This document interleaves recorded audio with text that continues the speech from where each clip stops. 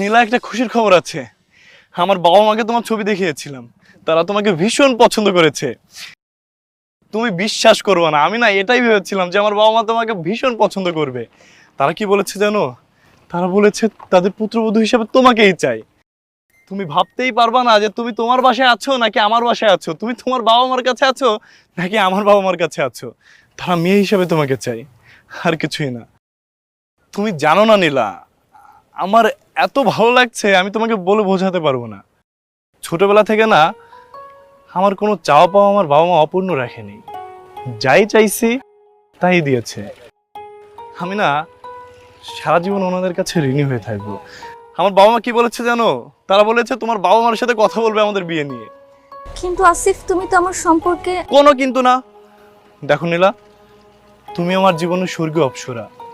তোমাকে আমি যতটুকু চিনি, যতটুকু জানি, আর তোমাকে আমার থেকে ভালো মনে হয় কেউ চেনে না। তবু আসিফ, বিয়েটা তো ছেলে খেলা নয়। তুমি আমার পরিবার সম্পর্ক কিছু জানো না। দেখো, আমি তোমাকে যতটুকু বুঝাচ্ছি, তোমার বুকে আমার জন্য দরদ আছে। আর এই পৃথিবীতে বেঁচে থাকার জন্য তুমি আমার জন্য যথেষ্ট। আর হ্যাঁ, বিয়ের জন্য প্রস্তুত হও। অনেক শীঘ্রই তোমাকে আমার ঘরে নিয়ে আসবো।